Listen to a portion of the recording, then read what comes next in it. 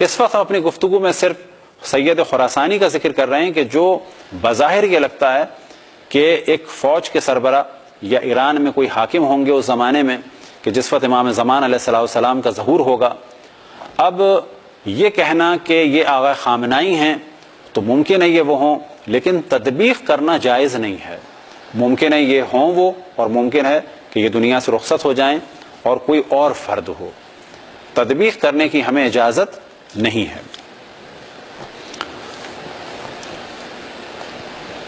ایک روایت امام محمد باقر علیہ السلام سے نقل ہوئی، ملاحم میں اس کا ذکر ہے، اور یہی روایت اہل سنتی کتابوں میں بھی ذکر اس کا ہوا ہے، اور امام محمد باقر ہی سے ذکر ہوا ہے.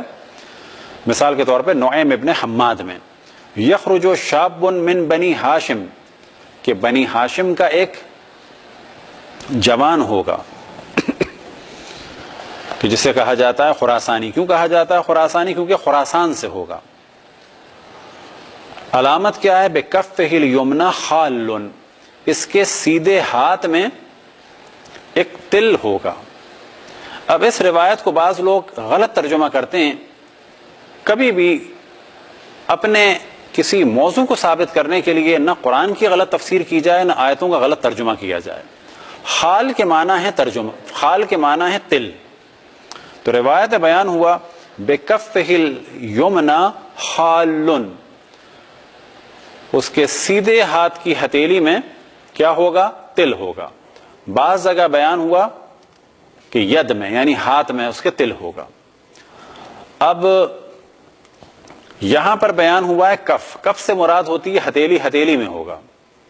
کچھ لوگوں نے اس کا ترجمہ کیا کہ اس کے ہاتھ میں خلل ہوگا، اور پھر انہوں نے کوشش کی کہ ثابت کیا جائے کہ آغا خامنائی کے ہاتھ میں خلل ہے. ممکن ہے کہ یہ سید خراسانی آغا خامنائی ہو، ممکن ہے کوئی اور ہو. دوسرا ایک امکان یہ ہے کہ اس وقت افواج آغا سیستانی کے حکم سے بھی بن چکی ہیں، اور وہ خود مشہد کے ہیں اور خراسان کے ہیں، اور وہ بھی سید ہیں. اب ممکن ہے یہ ہوں، ممکن ہے وہ ہوں، اور ممکن ہے دونوں نہ ہوں. اور تو کون ہوں گے؟ تطبیق کرنے کی ہمیں اجازت نہیں ہے. بکفہ الیمنی خال، اس کے سیدھے ہاتھ کی ہتھیلی میں تل ہوگا. ویاتی من خراسان برایات سود، اور وہ خراسان سے لائے گا کس کو؟ سیاہ پرچموں کو. وبین یدیہ شعیب بن صالح یقاتل اصحاب السفیانی فیہزمہم، اور اس کی فوج میں آگے آگے ہوگا شعیب بن صالح، اور وہ جنگ کرے گا سفیانی سے اور سفیانی کو ہرائے گا. یہ ہے ذکر خراسانی کا اور شعیب بن صالح کا. شعیب بن صالح کے بارے میں ایک اور روایت ہے، ان بزنتی ان ابی الحسن الرضا، یعنی امام رضا علیہ السلام سے. تو امام فرماتے ہیں قبل هذا الامر السفیانی والیمانی والمروانی وشعیب بن صالح. غیبت نعمانی باب نمبر 14، اسی طرح سے بحار الانوار جلد نمبر 52 صفحہ نمبر 237. تو امام فرماتے ہیں کہ ظہور سے پہلے قبل هذا الامر کون کون ہوں گے؟ سفیانی ہوں گے، یمانی ہوں گے، مروانی اور شعیب بن صالح. شعیب بن صالح کے بارے میں ایک اور روایت ہے کہ جب سفیانی پہنچے گا کوفے میں اور آوان آل محمد کو، یعنی آل محمد کے چاہنے والوں کو قتل کرے گا، اس وقت ظہور ہوگا کس کا؟ خرج المہدی علی لوائہ، کہ امام مہدی علیہ السلام کا ظہور ہوگا، اور ان کا پرچم ہوگا کس کے ہاتھ میں؟ شعیب بن صالح کے ہاتھ میں. تو شعیب بن صالح بھی ایک اہم شخصیت ہے. کون ہے؟ کہ تطبیق نہیں کی جا سکتی. کبھی کسی پہ تطبیق کریں، کبھی کسی پہ تطبیق کریں، تطبیق نہیں کی جا سکتی.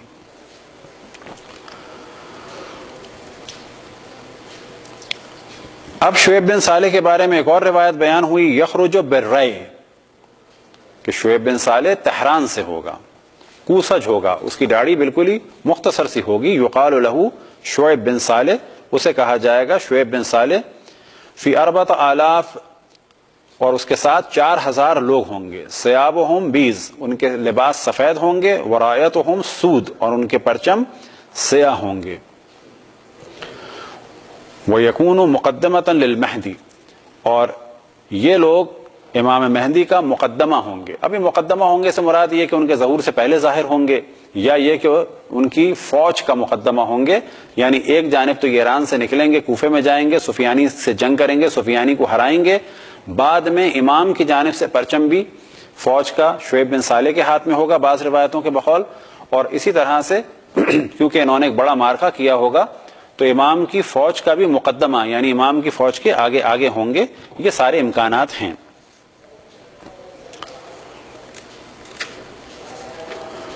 اب ایک صفت بیان ہوئی کہ ان کا کیا ہوگا، درمیانہ قد ہوگا، گندم گو رنگ ہوگا. 4000 لوگ ان کے ساتھ ہوں گے جیسا کہ پہلے بیان ہوا. روایات کو کبھی بھی مس یوز نہیں کرنا چاہیے، اپنی خواہشات کے مطابق ان کو آگے پیچھے ادھر سے ادھر نہیں کرنا چاہیے. اب مثال کے طور پر اس وقت ایک روایت ڈسکس ہو رہی ہے، اسے بھی ہم ڈسکس کر دیتے ہیں لیکن تطبیق نہیں کر سکتے. ان امام صادق، کہ امام صادق علیہ الصلوۃ والسلام سے نقل کیا کس نے؟ جناب ابو خالد کابلی نے. جناب ابو خالد کابلی امام زین العابدین علیہ الصلوۃ والسلام کے شاگردوں اور اصحاب میں سے تھے، پھر امام محمد باقر کے اور پھر امام جعفر صادق علیہم الصلوۃ والسلام کے اصحاب میں سے اور شاگردوں میں سے ہوئے.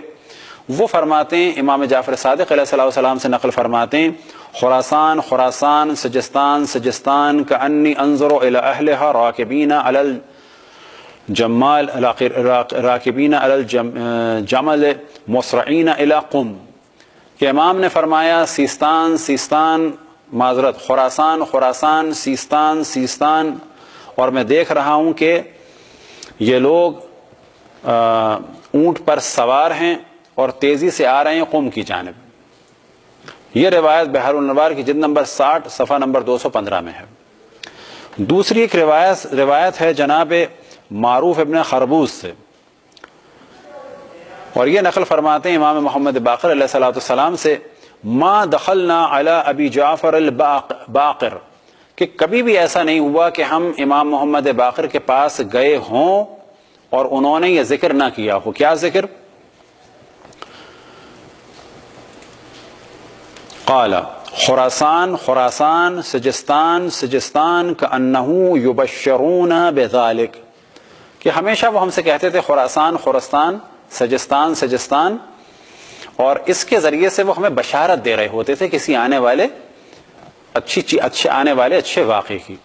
اب اس روایت کو بعض لوگ تطبیق کرتے ہیں آیت اللہ العظمیٰ سیستانی پر. وجہ کیا ہے کہ ہیں تو وہ خراسان کے، مشہد کے، وہ خود بھی وہیں پیدا ہوئے، ان کے والد بھی، ان کے دادا بھی، لیکن ان کے بزرگوں میں سے ایک بزرگ صفوی دور میں قاضی رہ چکے ہیں سیستان کے.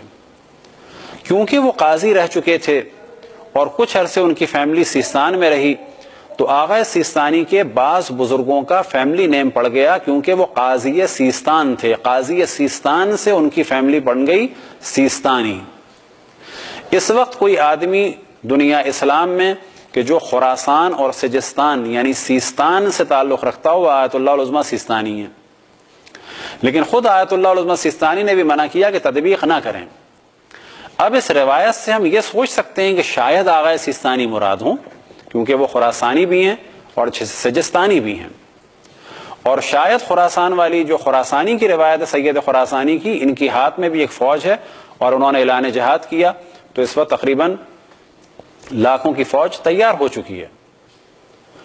ہم احتمال دے سکتے ہیں کہ شاید یہ وہ ہوں.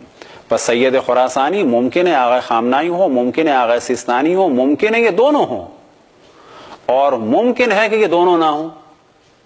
ان دونوں کا انتقال ہو جائے، بالآخر جب انبیاء اور ائمہ نہیں رہے تو ان کو بھی دنیا سے جانا ہے، اور ان کے بعد کوئی اور فرد ہو اور وہ مصداق ہو خراسانی کا. لہٰذا روایتیں ہم نے بیان کر دی، لیکن پھر ہم توجہ دلائیں تطبیق کی ہمیں اجازت نہیں ہے. برحمتك يا أرحم الراحمين وصلى الله على محمد وآله الطاهرين.